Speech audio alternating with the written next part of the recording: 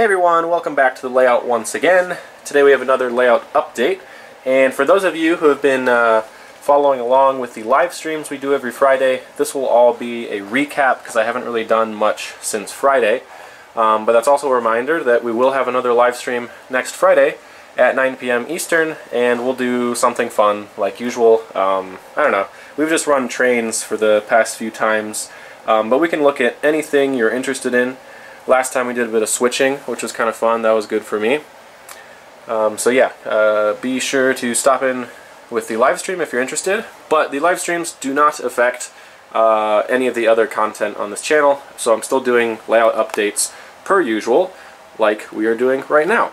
So there are a couple things I want to talk about on the layout that are new, scenery-wise. It's not really scenery yet, but the beginnings of scenery. And then I also have some rolling stock to talk about. So first things first, you'll see down here on the lower level that things are sort of changing down here in this corner. I didn't have any scenery substructure mocked up until just really a couple days ago. So as you know, we're modeling roughly in and around the Twin Cities on the lower level. We're not doing like extreme prototype modeling, we're just taking inspiration.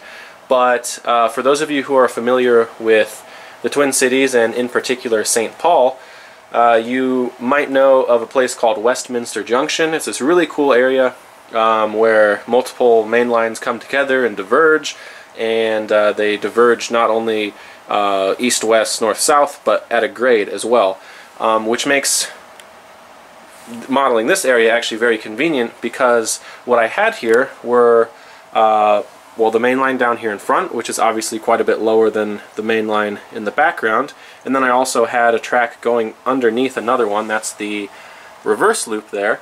So I had to figure out how I'm going to incorporate this into a coherent scene. But as it turns out, that Westminster Junction's a pretty cool area where you have a couple of tunnels. I think maybe there's 4 tunnels, at least 3 tunnels, which is kind of cool and unique in a semi-urban setting.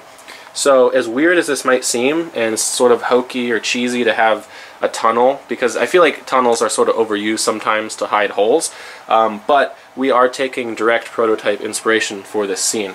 So it does not look like much yet, but there will be a retaining wall on the back side of the curve here. You can see there will be a tunnel portal back there. Up above in that flat area, there's actually going to be the back side of a warehouse building, and then of course tracks up above. There will probably be pretty heavy trees right along that ridge to hide the hole from our perspective here, and then there will also be some pretty dense trees along the backdrop there, and I'll talk about the scene looking this way in just a second. You'll see of course another tunnel portal there, and then the retaining wall continues up to the backdrop here. And I'll have to think about exactly how I'm going to blend that into the backdrop. But this actually works out quite well because, once again, like on the prototype, there are industries that back up right against the retaining wall on the north side of Westminster Junction. So this will actually look pretty accurate from this perspective here. Having that warehouse in the corner will also be pretty prototypically accurate. And then let's take a walk to the other side and talk about that perspective. So because we are modeling Westminster Junction, we aren't going to separate the main lines here with a backdrop. So this upper main line, like you see here, will be visible from the other side and vice versa. So this will be, we'll be able to see everything in the scene like you see right now. And there's a particularly common shot that people seem to get from Westminster Junction, and it's right about from this perspective here. You have the tracks down below entering the tunnel.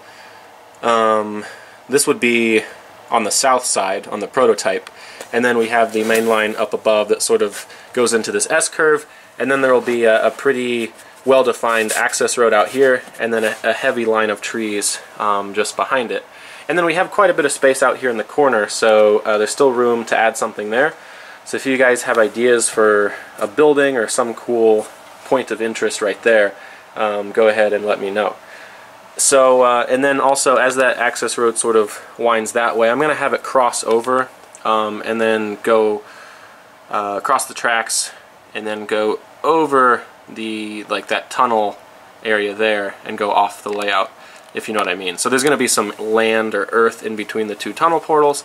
We'll have a little access road that peels off and into the aisleway that way. So hopefully that made some sort of sense. It makes sense in my head, but obviously we're just in the preliminary stages here, so it does not look like anything yet. So anyway, we will move on from that, and just a couple more things to talk about, and it has to do with rolling stock. I picked up a number of cars. I got 6 of these FPPX 50-foot coal gondolas. So these now are in scrap service, and I'll be weathering these up to reflect what they looked like probably like around 2008 or 2010. They were still in coal service then, but they did have reflective safety striping. So I'll weather them so that they would look appropriate in coal service or scrap service. So those will be a fun little project. And then let me think, we also picked up, coming this way, got a couple of high cube box cars. This one from Athearn, and this is a Walther's model, which is or Walther's mainline. That's a recent release. And then I had some stuff for sale. This just sold today, and then these 3 tank cars, which I think you guys had seen. I don't remember. These were for sale as well. And then if we turn around here, I have a few more things for sale. These are also new cars that I've weathered in the last week and are now up on my eBay page, so be sure to check the links down below in the description if you're interested in bidding on these. So these are really cool cars, and I just finished weathering these up today.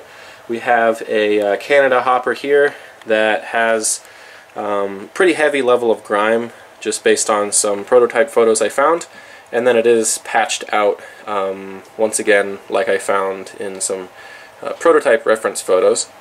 And then we have this Golden West service box car. This is an Athearn Genesis model, so it has rotating bearing caps and all that.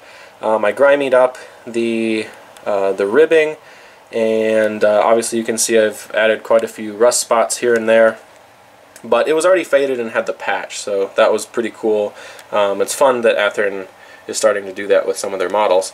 And I forgot to mention, this is a Walther's mainline model as well. So I'm actually very happy with how these turned out.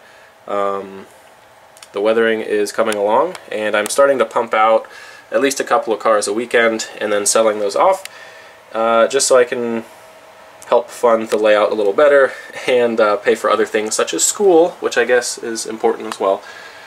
So yeah, those are for sale. Be sure to check those out. And then also for sale is another Athearn Genesis boxcar here. This one I've had for quite a while. It's got some pretty significant graffiti on both sides. So if you're interested, once again, that's in the description on my eBay page, and be sure to bid on those if you're interested in having them. So right now, at least, that's all I can think of. Oh, nope. One more thing. Stay tuned. Sorry, I knew there was something else. Let us come this way, and we actually have a bit more pre-scenery, if you want to call it that. This was actually what I spent most of my time on the past week. You guys saw the sort of skeletal structure of this with the cardboard profile boards, but it's starting to make a little bit more sense now what this will look like. So you can see I have a fun little country road that zigzags back and forth up to the backdrop there, and you'll see that it will it'll cross the tracks right there at a grade crossing. So this is a really cool scene with this S-curve out front, the road going up, and then you can just see how cool that's going to be looking down into the big rock cuts as trains come up grade. And then if we stayed right here, we would be able to see the train go along the backdrop there, just like we see that train sitting there, and it would go into the tunnel. So, oops, sorry. That is a pretty cool looking scene from this perspective. Of course it'll, wow, I cannot do zoom today. But I was going to say, this will look obviously much better once we start to get some real scenery in. And then I've added a rock cut here, just like there is at Breezy Point, and I've sort of started to blend this into the backdrop a little better.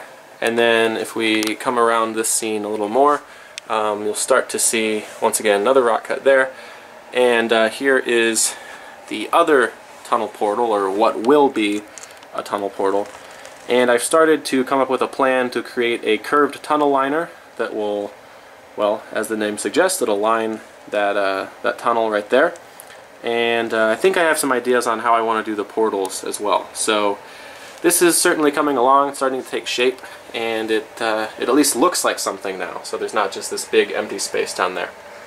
So this time I am done. I couldn't keep track of what all I needed to say. So as always, guys, thank you so much for watching. Hopefully you enjoyed that, and hopefully I didn't confuse you too much with what's going on down here. It doesn't look like much now, but I'll just keep chipping away, and in the next update, hopefully it really looks like something, and I'll start to get to some scenery elsewhere on the layout. So as I was saying, thank you for watching. Be sure to stay tuned, and I will see you guys next time. Thanks.